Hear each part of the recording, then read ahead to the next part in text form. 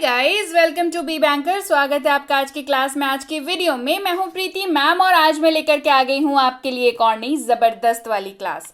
क्या होने वाली है आज की क्लास? आज की क्लास में पढ़ेंगे वाक्य में इस्तेमाल होने वाले सबसे महत्वपूर्ण शब्द। ये वाक्य को बनने में मदद करते हैं, वाक्य को इस्तेमाल करने में बेहद आसान कर देते हैं और बेसिकली वाक्य को अनुवाद करने में इनकी बहुत बड़ी भूमिका होती है। तो इन सारे शब्दों का मैं आपको बताऊंगी यूजेज, इनका मतलब और इनका इस्तेमाल भी। चलिए शुरू करते हैं आज की क्लास। उसके पहले अगर चैनल पर नए हैं, पहली बार इस क्लास को देख रहे हैं, जल्दी से कर लीजिए चैनल को सब्सक्राइब करते वक्त इस बेल आइकन को जरूर दबा लीजिएगा ताकि जब भी हमारी कोई नई क्लास आए आपको जरूर से जरूर पता लग जाए। इसके साथ ही आप हमारे साथ जुड़ सकते हैं सीधे सीधे टेलीग्राम के जरिए। आप अपनी मोबाइल पर टेलीग्राम ऐप पर जाएं, वहां पर लिखें बी बैंकर। हम लोग आपको वहां पर मिलेंगे बी बैंकर एजुकेशन सॉल्यूशन के नाम से। हमें वहां पर ज्वाइन कर लें। आप चाहें तो इस लिंक के जरिए अपनी टेलीग्राम ऐप को ओपन करके वहां पे भी आप जुड़ सकते हैं। साथ ही इस नंबर के जरिए भी आप जुड़ सकते हैं हमारे साथ टेलीग्राम के जरिए ही। इस टेलीग्राम पर क्यों जुड़ना है? ताकि आपको हमारी फ्री कोर्सेज की एक्सेस मिल सके, आप हमारी ई बुक्स, हमारी पेड कोर्सेज की जानकारी प्राप्त कर सकें और सबसे महत्वपूर्ण रोज की क्लासेस को अपने फोन तक पा सकें। चलिए शुरू करते हैं आज की क्लास। सबसे पहला जो शब्द है हमारे पास वो है हैव। HAVE पढ़ते हैं इसको, हैव। सबसे पहले बता दूं, हैव का जो है वो दो तरह से इस्तेमाल होता है। एक तो ये मेन वर्ब के तौर पर इस्तेमाल हो जाता है, दूसरा ये सहायक क्रिया यानी कि हेल्पिंग वर्ब के तौर पर इस्तेमाल होता है। यानी कि मुख्य क्रिया और सहायक क्रिया के तौर पर भी ये इस्तेमाल हो जाता है, दोनों तरीकों से। घबराइए नहीं, दोनों का ही इस्तेमाल मैं आपको बताऊंगी। सबसे पहले अर्थ जानते हैं क्योंकि दोनों ही केसेस में इसका अर्थ जो है वो भी अलग हो जाता है। तो चलिए देखते हैं। सबसे पहले है हमारे पास हैव, जो कि अभी मैं आपको बताऊंगी मेन वर्ब के तौर पर जब इस्तेमाल होगा तो इसका शाब्दिक अर्थ हो जाएगा पास है। पास है और ये इस्तेमाल होगा आई, यू, वी और दे के साथ। I have, you have, we have, they have. ठीक है, इनके साथ ये इस्तेमाल हो जाएगा। चलिए अब इस्तेमाल भी इसका देख लें। मेरे पास एक किताब है या मेरे पास एक बुक है। तो पास है इस हिंदी वाक्य में आपको साफ साफ दिख रहा है। तो इसका अनुवाद जब आप करेंगे तो आप हैव का इस्तेमाल करेंगे। मेरे यानी कि आई, एक बुक यानी कि अ बुक, और पास है की जगह पर हो गया have. I have a book, मेरे पास एक बुक है। I have a book.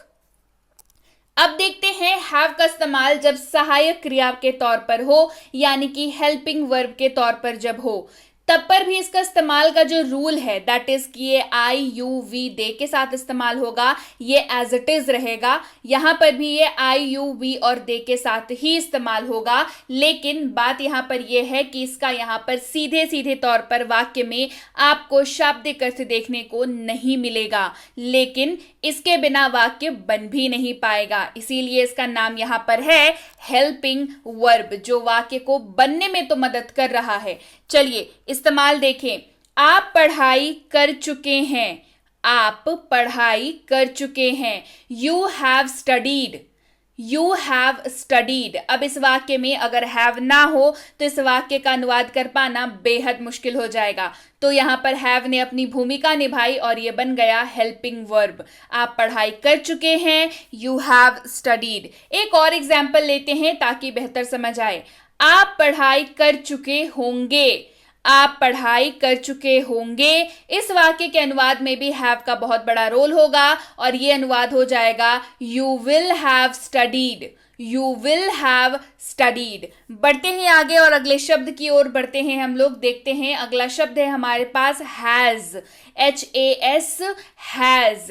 इसका जो इस्तेमाल है ये भी दो तरह से होता है। सबसे पहले मेन वर्ब यानी कि मुख्य क्रिया के तौर पर और सहायक क्रिया यानी कि हेल्पिंग वर्ब के तौर पर भी इसका इस्तेमाल किया जाता है। अगेन से हैज का जो अर्थ है वो होता है पास है, जब ये मेन वर्ब के तौर पर इस्तेमाल होता है। तो फर्क क्या है दोनों में? सबसे पहली चीज मैं आपको बता दूं, फर्क इनमें है इस्तेमाल का, क्योंकि हैव का इस्तेमाल अभी अभी मैंने आपको बताया कि आई यू वी और दे के साथ होगा, पर हैज का इस्तेमाल ही शी इट या किसी भी नाम के साथ होगा। लड़की का भी लड़के का भी, मेल फीमेल दोनों के नाम के साथ हैज का इस्तेमाल हो जाएगा। ये बेसिक सा फर्क है हैव और हैज में। तो चलिए पहले मेन वर्ब के तौर पर हैज कैसे काम करता है इसको जानते हैं। इस वाक्य को पढ़िए, उसके पास एक कार है। उसके पास एक कार है, इस वाक्य में पास है आपको नजर आ रहा है। इसका अनुवाद जब करेंगे तो ये हो जाएगा he has a car, he has a car. Clear. अब चलिए देखते हैं कि हैज का इस्तेमाल जब सहायक क्रिया यानी कि हेल्पिंग वर्ब के तौर पर हो तो क्या होगा। यहां पर रूल इसके इस्तेमाल करने का सेम रह जाएगा, ही शी इट या किसी भी नाम के साथ ये इस्तेमाल होगा और इस्तेमाल कुछ ऐसे होगा। उसने पढ़ाई कर ली है, ही हैज स्टडीड। उसने पढ़ाई कर ली है, ही हैज स्टडीड। बढ़ते हैं आगे, अगला शब्द है हमारे पास हैड। अगला शब्द हमारे पास क्या है, हैड, HAD, हैड। इसका अर्थ क्या होता है पहले जानते हैं, उसके पहले ये जान लीजिए कि हैड का इस्तेमाल भी जो है वो मेन वर्ब और हेल्पिंग वर्ब के तौर पर हो जाता है। किसके किसके तौर पर होता है, मेन वर्ब के तौर पर भी हो जाता है और हेल्पिंग वर्ब के तौर पर भी हो जाता है। तो सबसे पहले जब हैड मेन वर्ब के तौर पर इस्तेमाल होगा तो इसका अर्थ हो जाएगा पास था। क्या अर्थ होगा, पास था। और इसका इस्तेमाल हो जाएगा I you we they he she it या किसी भी नाम के साथ। इन सब के साथ हैड का इस्तेमाल आप कर सकते हैं। चलिए सबसे पहले मेन वर्ब के तौर पर हैड का इस्तेमाल जान ले। उनके पास एक कार था, इस वाक्य में पास था आपको दिख गया तो साफ है कि अनुवाद होते वक्त हैड का इस्तेमाल हो जाएगा। उनके पास एक कार था, दे हैड अ कार। उनके पास एक कार था, दे हैड अ कार।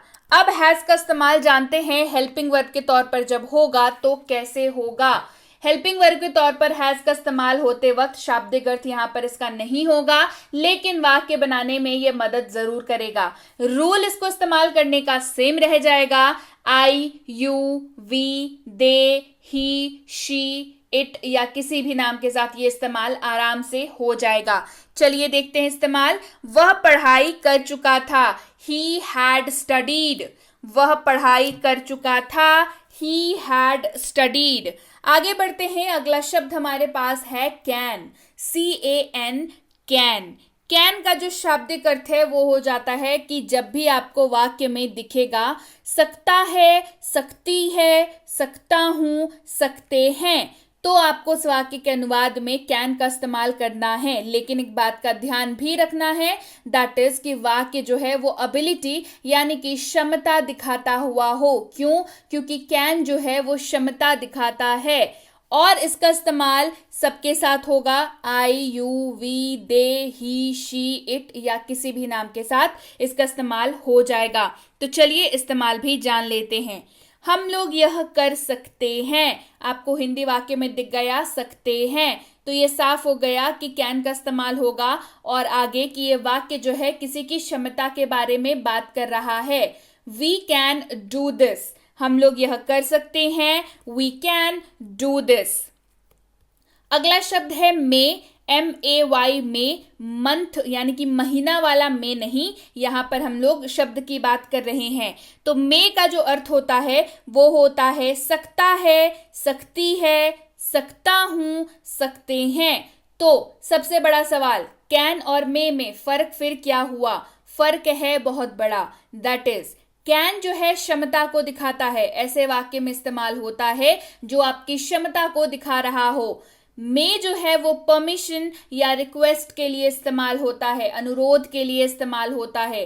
तो इन दोनों ही जो ऐसा कोई वाक्य जो परमिशन लेता हुआ दिख रहा है, अनुरोध करता हुआ दिख रहा है, रिक्वेस्ट करता हुआ दिख रहा है, उस वाक्य में का इस्तेमाल होगा। और इस्तेमाल ये सबके साथ हो जाएगा, I you we they he she it या किसी भी नाम के साथ इस्तेमाल हो जाएगा। तो अब इस्तेमाल भी इसका देख लें।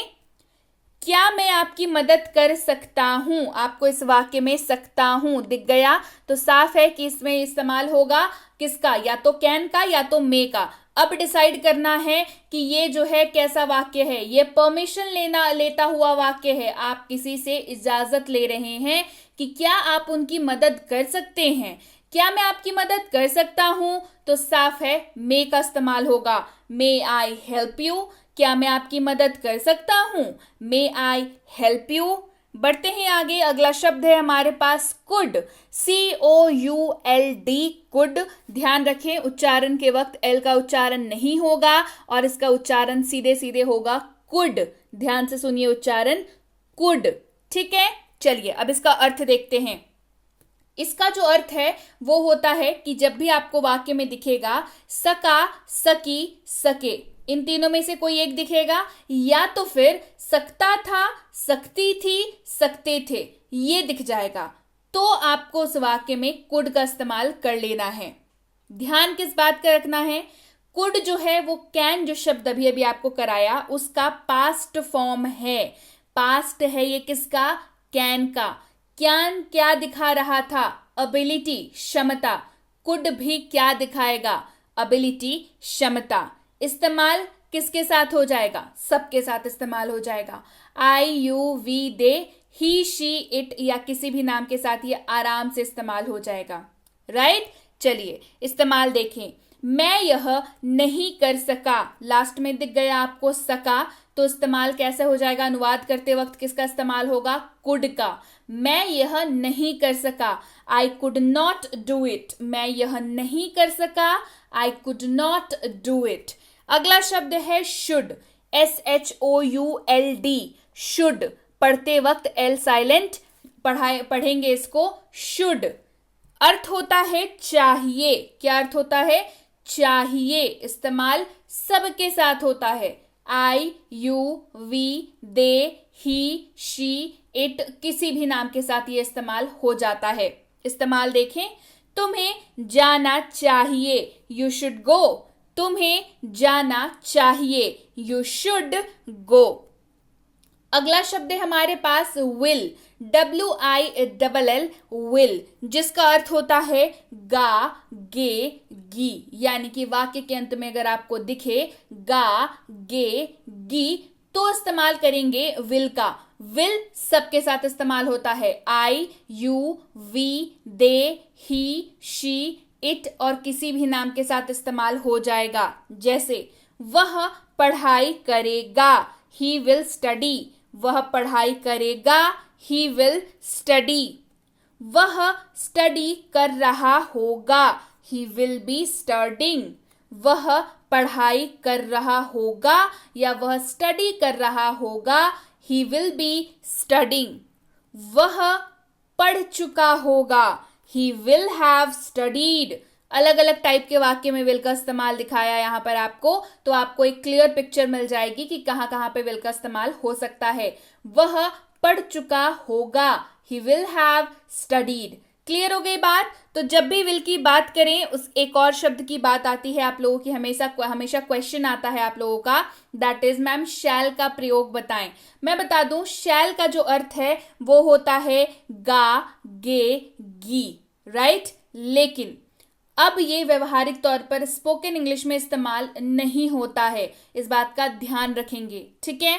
तो आपको वाइल स्पीकिंग इसका इस्तेमाल नहीं करना है, तो इसका आप इसका अर्थ जान के रखिए, क्योंकि नॉलेज के लिए इट्स गुड, लेकिन इस्तेमाल आपको नहीं करना है क्योंकि व्यवहारिक तौर पर यह इस्तेमाल अब नहीं होता है। चलिए बढ़ते हैं आगे। अगला शब्द है हमारे पास डू, DO, डू पढ़ते हैं इसको।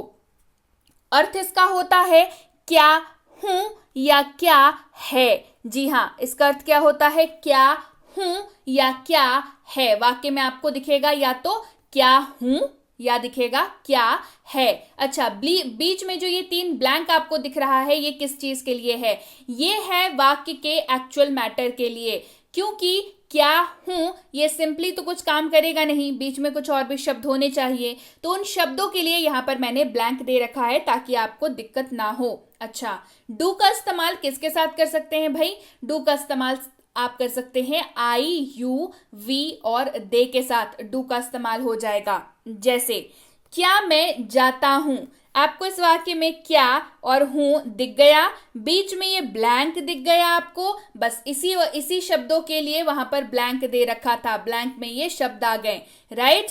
क्या मैं जाता हूं, डू आई गो, क्या मैं जाता हूं, डू आई गो। अगला शब्द है डज, DOES, डज। इसका अर्थ होता है क्या है, और यहां पर भी आपको कॉमन चीज दिख रही होगी, दैट इज ब्लैंक आपको यहां पर दिख रहा है। यहां पर भी ब्लैंक उस वाक्य के बाकी शब्दों को होल्ड करेगा, इस ब्लैंक में उस वाक्य के जो बाकी शब्द होंगे वो फिट बैठेंगे। और डज का इस्तेमाल ही, शी, इट या किसी भी नाम के साथ आप कर सकते हैं। क्या वह पढ़ाई करता है, डज ही स्टडी, क्या वह पढ़ाई करता है, डज ही स्टडी। बढ़ते हैं आगे, अगला शब्द है हमारे पास डिड, DID, यानी कि डिड। डिड का चलिए अर्थ जानते हैं। डिड का अर्थ होता है क्या ब्लैंक था, या क्या ब्लैंक थे, क्या ब्लैंक थी। ये आपको किसी भी वाक्य में दिखेगा तो वहां पर आपको डिड का इस्तेमाल करना है। ब्लैंक अगेन से वाक्य के बाकी शब्दों को होल्ड करेगा और वाक्य की शुरुआत और अंत आपको दिखेगी क्या था, क्या थे या क्या थी, इन तीनों के रूप में। इस्तेमाल डिड का सबके साथ हो जाएगा, I, you, we, they, he, she, it और किसी भी नाम के साथ इस्तेमाल हो जाएगा। इस्तेमाल जानिए। क्या आप गए थे, डिड यू गो, क्या आप गए थे, डिड यू गो। बढ़ते हैं आगे, अगला शब्द हमारे पास है वुड, WOULD, वुड। पढ़ते वक्त एल जो है वो साइलेंट हो जाएगा, इसको उच्चारण किया जाएगा वुड। इस्तेमाल जानते हैं, उसके पहले अर्थ जान लेते हैं। वुड का अर्थ जो है वो होता है गा, गे, गी। क्या, गा, गे, गी। ध्यान रखना है, संभावना दिखाते हुए वाक्यों में इस्तेमाल होगा और इस्तेमाल सबके साथ होगा। I, you, we, they, he, she, it और किसी भी नाम के साथ। इस्तेमाल देखिए, वह खेल रहा होगा, ही वुड बी प्लेइंग, वह खेल रहा होगा, ही वुड बी प्लेइंग। अगला शब्द है माइट, काफी ब्यूटीफुल सा शब्द है, इस्तेमाल जान जाइएगा तो बहुत बेहतरीन तरीके से इस्तेमाल कर पाइएगा आप इसको अपने उच्चारण में, अपने वाक्यों में। माइट का अर्थ होता है शायद हो सकता है, शायद हो सकता है, मतलब कोई चीज शायद होने की जो पॉसिबिलिटी रखे वहां पर माइट शब्द का इस्तेमाल करेंगे। और इस्तेमाल सबके साथ कर सकते हैं, I, you, we, they, he, she, it और किसी भी नाम के साथ। चलिए इस्तेमाल भी जान ले। वह शायद जा सकता है, शायद सकता है आपको दिख गया, मतलब प्रोबेबिलिटी है कि वो शायद जा सकता है ना, तो ही माइट गो, वह शायद जा सकता है, ही माइट गो। अगला शब्द है मस्ट, मस्ट का इस्तेमाल भी बहुत खूबसूरत है। मस्ट का जो अर्थ है वो होता है अवश्य चाहिए। क्या अर्थ होता है, अवश्य चाहिए, मतलब कोई चीज पे, वाक्य में जिसपे आप एकदम ट्रूली आप बिलीव करते हैं कि हाँ भाई ऐसा तो अवश्य होना चाहिए या इसको अवश्य ऐसा करना चाहिए, इस तरीके की जब आप बिलीफ वाले कोई वाक्य इस्तेमाल करें तो वहां पर अनुवाद करते वक्त मस्ट का इस्तेमाल होगा। और मस्ट का इस्तेमाल सबके साथ हो जाएगा, I, you, we, they, he, she, it और किसी भी नाम के साथ। इस्तेमाल जानिए। तुम्हें अवश्य जाना चाहिए, यू मस्ट गो, तुम्हें अवश्य। आप इस वाक्य में ही भरोसा जानते हैं, है ना, भरोसा आपको महसूस हो रहा है, कॉन्फिडेंस महसूस हो रहा है, आप उस चीज पर ट्रूली बिलीव करते हैं कि आपको अवश्य जाना चाहिए, यू मस्ट गो, आपको अवश्य जाना चाहिए, यू मस्ट गो। तो इस तरीके के वाक्यों में मस्ट का इस्तेमाल किया जाता है। अगला शब्द है नीड, नीड का अर्थ होता है जरूरत है, सीधी सी बात है, जरूरत वाले वाक्यों में इसका इस्तेमाल होगा। कैसे, बिल्कुल बताऊंगी। उसके पहले किसके साथ इस्तेमाल कर सकते हैं देख लीजिए, सबके साथ, I, you, we, they, he, she, it और किसी भी नाम के साथ। जैसे उन्हें प्रमाण की जरूरत है, दे नीड प्रूफ, उन्हें प्रमाण की जरूरत, प्रमाण की अंग्रेजी होती है प्रूफ, सबूत, है ना, प्रूफ। उन्हें प्रमाण की जरूरत है, दे नीड प्रूफ। हमें जानकारी की जरूरत है, वी नीड इंफॉर्मेशन, जानकारी की अंग्रेजी इंफॉर्मेशन, वी नीड इंफॉर्मेशन, हमें जानकारी की जरूरत है, वी नीड इंफॉर्मेशन। आगे बढ़ते हैं, अगला शब्द है डेयर, बहुत ब्यूटीफुल सा इस्तेमाल है, चलिए जानते हैं। डेयर का अर्थ होता है हिम्मत करना, डेयर का अर्थ होता है हिम्मत करना। तो कैसे वाक्यों में इस्तेमाल करेंगे? जहां पर हिम्मत जैसे कोई शब्द इस्तेमाल हो रहा हो, और इस्तेमाल सबके साथ हो जाएगा, I, you, we, they, he, she, it और किसी भी नाम के साथ इस्तेमाल हो जाएगा। उसने जाने की हिम्मत की, he dared to go, उसने जाने की हिम्मत की, he dared to go। किसी को कहना हो तुम्हारी हिम्मत कैसे हुई, how dare you, तुम्हारी हिम्मत कैसे हुई, how dare you, राइट। तो ये जो है इस तरीके के वाक्यों में इस्तेमाल हो जाएगा। तो ये वो सारे शब्द थे जो वाक्य में पक्के तौर पर इस्तेमाल होते ही हैं most of the times. Like इनमें से कोई भी वाक्य आप कुछ भी दिनचर्या में बोल रहे हो, इनमें से जो वाक्य हैं कुछ ना कुछ वाक्य आपको रोज इस्तेमाल होने ही होने हैं। तो ये वाक्य कितने महत्वपूर्ण हैं ये आप समझ सकते हैं। तो इन वाक्यों को, इन शब्दों को और इन वाक्यों को कर लेना है आपको क्या, बिल्कुल आपको पढ़ लेना है, आपको याद कर लेना है, समझ लेना है, बिल्कुल कंठस्थ कर लेना है। और इसी के साथ ये थी आज की क्लास। और क्लास बढ़िया लगी तो क्या करना है, क्लास बढ़िया लगी तो करना है क्लास को लाइक, करना है क्लास को शेयर। चैनल सब्सक्राइब नहीं करते आप लोग, जल्दी से कर लीजिए चैनल को सब्सक्राइब और बेल आइकन को जरूर दबा लीजिएगा, ताकि जब भी हमारी कोई नई क्लास आए आपको जरूर पता लग जाए। इसके साथ ही आप हमारे साथ जुड़ जाइए टेलीग्राम पर, ताकि हमारी फ्री कोर्सेज जो ऑलरेडी मैं करा चुकी हूं या आगे कराने वाली हूं उनके बारे में आपको पता चलता रहे। वैसे ही एक फ्री कोर्स है बेसिक प्लस स्पोकन इंग्लिश की, जो कि 15 दिनों की एक फ्री कोर्स है, जिसमें आपको 1 से लेकर के 15 दिन तक क्लासेस मिल जाएंगी। कंप्लीट कोर्स है, आप आराम से अंग्रेजी सीख सकते हैं। इसकी ई बुक भी अवेलेबल है। तो ये जितनी भी जानकारी है आप जरूर टेलीग्राम पर प्राप्त कर लें। मिनी स्पोकन इंग्लिश कोर्स ये भी करा चुकी हूं, इसकी जानकारी भी आप टेलीग्राम पर प्राप्त कर लें। ये तीनों किताबें बहुत जल्द आ रही हैं, इसकी जानकारी भी आप टेलीग्राम पर प्राप्त कर सकते हैं। और अगर आप हमारी किसी भी पेड कोर्स को ज्वाइन करना चाहते हैं, जैसे कि है प्रीमियम स्पोकन इंग्लिश कोर्स, जो कि एक कंप्लीटली पेड कोर्स है, जिसमें आपको मिल जाती है बिल्कुल प्रीमियम गाइडेंस किसी भी इस कोर्स को करते वक्त, स्पोकन इंग्लिश सीखते वक्त। तो बिल्कुल इसके बारे में जानकारी आपको जो है वो टेलीग्राम पर मिल जाएगी। ज़रूर पता कर लें कि क्या कोर्स है, कितने दिनों का है, आपको क्या मतलब सारी डिटेल्स आपको टेलीग्राम पर बता दी जाएंगी। बेसिक इंग्लिश ग्रामर कोर्स अगर करना चाहते हैं, इसकी जानकारी भी आपको टेलीग्राम पर मिल जाएगी। बेसिक इंग्लिश रीडिंग की कोर्स अगर करना चाहते हैं तो भी इसकी जानकारी आपको टेलीग्राम पर ही मुहैया कराई जाएगी। जब भी आप टेलीग्राम पर किसी भी कोर्स की इंक्वायरी करें, ध्यान रखें कोर्स का नाम लिख करके ज़रूर भेजें, ताकि आपको सही समय पर सही जानकारी हमारी तरफ से उपलब्ध कराई जा सके। जानकारी मिलने में 12 से 48 घंटों का वक्त लग जाता है, तो कृपया प्रतीक्षा करें। और अगर मैसेज कर दिया है, निश्चिंत हो जाएं, आपको रिप्लाई जरूर मिलेगा। क्लियर हो गई बात? So yes guys, that's it for today. Thank you so much for watching. Be with BB Anchor, empowering lives through knowledge. Thank you so much for watching. Stay tuned to